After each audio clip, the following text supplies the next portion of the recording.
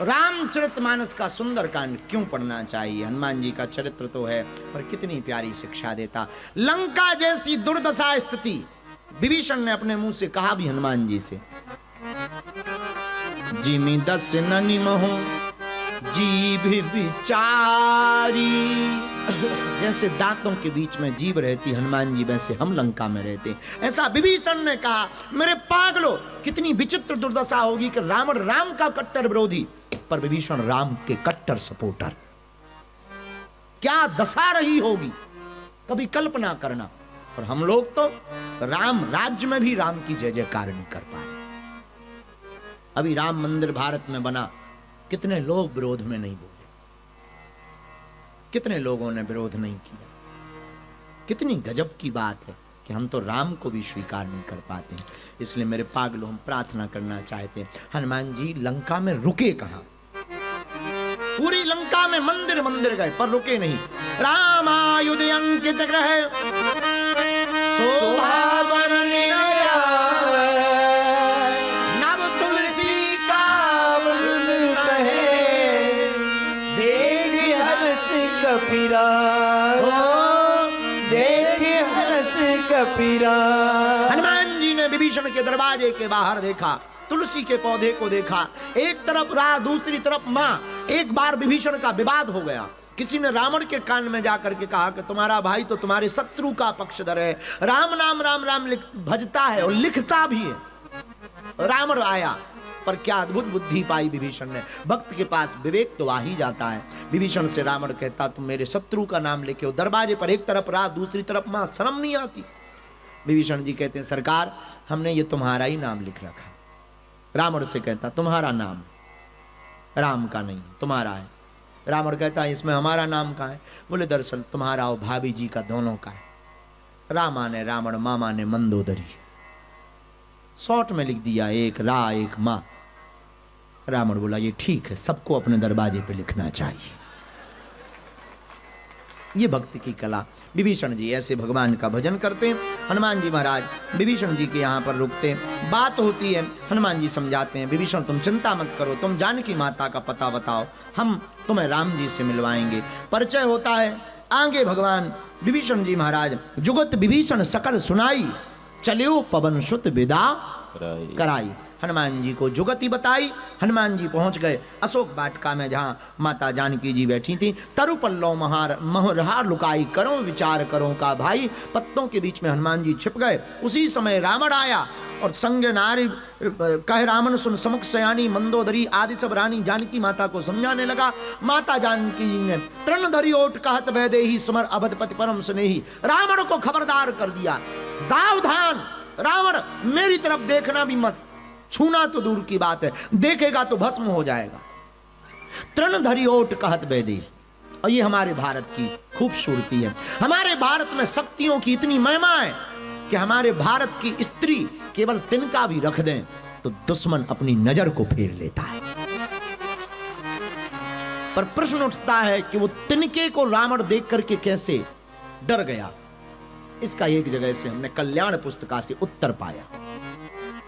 कल्याण पुस्तिका में वर्णन आया कि जब राम जी का विवाह हुआ, माता जानकी जी अयोध्या आई जनकपुर से, तो एक दिन माता जानकी जी ने प्रभु श्री राम से कहा कि हमने किसी योग्य ब्राह्मण को प्रसाद नहीं पवाया है, और हम रसोई बनाने लगे हैं, तो कोई योग्य ब्राह्मण बुलाओ ताकि हम उसे भोजन पर बैठा करके भोजन करा सकें। तो राम जी ने कहा, योग्य कौन है? तो योग्य खोजा गया तो उस समय में एक ही ऐसा ब्राह्मण था जिसने किसी यजमान के घर पर भोजन नहीं किया था और त्रिकाल संध्या करता था। उसका नाम था रावण। तो कहा, इसी को बुलाओ। रावण को बुलाया गया, निमंत्रण दिया गया, और रावण आया, भोजन पाने के लिए बैठा। और जैसे ही बैठा तो माता जानकी जी ने परोसा, और जब प्रसाद को परोसा तो हवा के झोंके से एक तिनका उड़कर रावण की थाल में चला गया। जानकी माता ने देखा, कहीं अगर प्रसाद ये पा लेंगे ब्राह्मण का अपमान होगा और हमको पाप लगेगा। माता जानकी ने भर नजर उस तिनके को देख दिया, वो जल करके भस्म हो गया। और वो खबर दशरथ जी को भी लगी पता, और रावण भी देख लिया। रावण ने जब देखा कि इनकी तो दृष्टि में इतना कमाल है, उसी तिनके की याद माता जानकी ने लंका में रावण को करवाई। और रामायण में सुंदर कांड में वर्णन है, तृणधरी ओट कहत बेदे, तृणधर ओट कहत बेदे,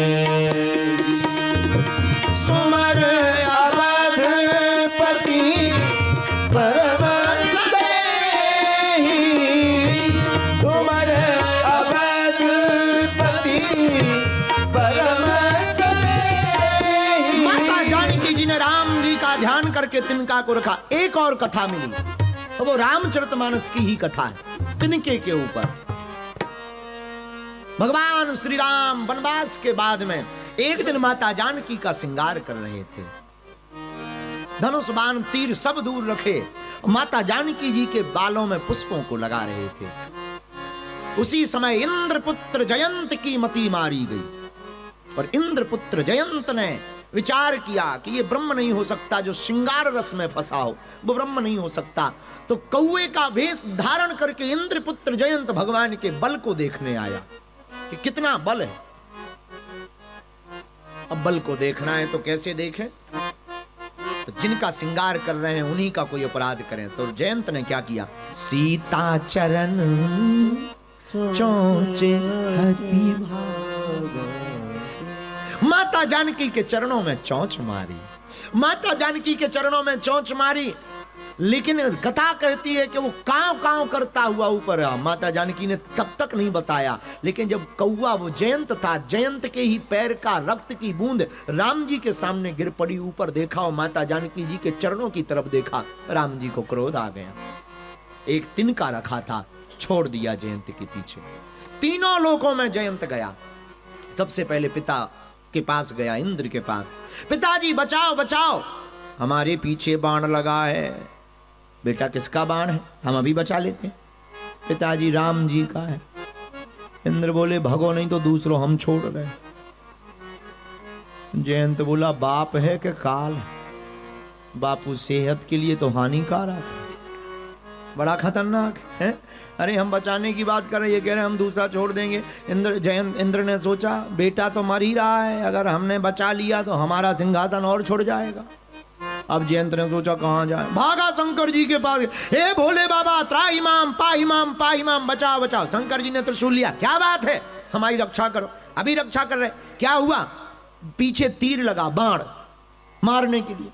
किस लिए लगा, मारने के लिए। किसका है, राम जी का। शंकर जी बोले भगो नहीं तो त्रिशूल छोड़ देंगे हम। अब जयंत का दिमाग खराब, किसी ने नहीं पूछा, पिताजी के पास, ब्रह्मा जी के पास, तीनों लोकों में वापस जाने लगा। नारद जी ने देखा बुरी दुर्दशा है, लागी दया कोमल चित संता, दया लगी। जयंत कहाँ जा रहे? तो जयंत रोते हुए बोला कोई ठिकाना हो तो बताएं, जहां बाण लिए जा रहे वहीं जा रहे, कोई स्टेशन थोड़ी है फिक्स। बाण क्यों लगाए, मारने के लिए लगाए, आरती थोड़ी करेगा, मारने के लिए पीछे लगा। पर जयंत अगर बाण को मारना होता तो तुम इतनी देर से खड़े हो, तो बाण भी खड़ा है, अब तक मारना देता। जयंत बोला फिर तो और खतरा है, क्या पीछा छोड़ता नहीं है, प्राण लेता नहीं, अब करें क्या?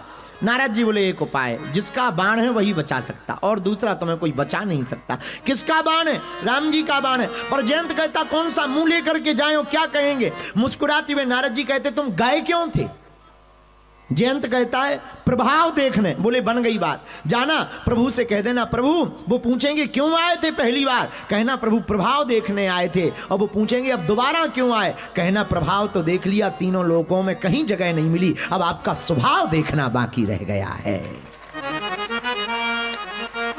तो उस तिनके का बड़ा कमाल है, तिनके के चक्कर में तीनों लोकों में स्थान नहीं मिला। माता जानकी जी ने भी उसी कथा को याद करके तिनका लिया और हाथ में लेकर के सुमर अवधपति परम स्नेही अयोध्या नाथ को ध्यान करके रख दिया कि जैसे जयंत के पीछे लग गया था, अगर रावण हमें छुएगा इसके पीछे भी ये तिनका लग जाएगा। इसलिए गोस्वामी जी ने लिखा तृणधरियो कहत वेद,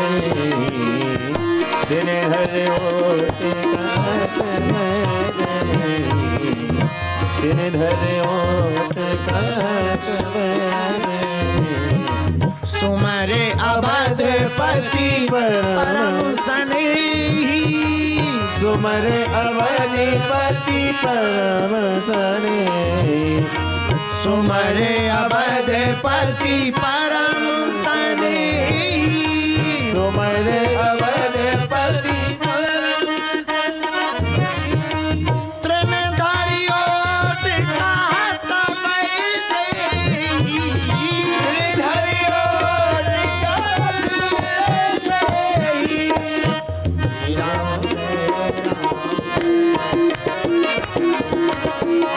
गिरधर ओट कहत बने। श्री राम ओट कहत बने।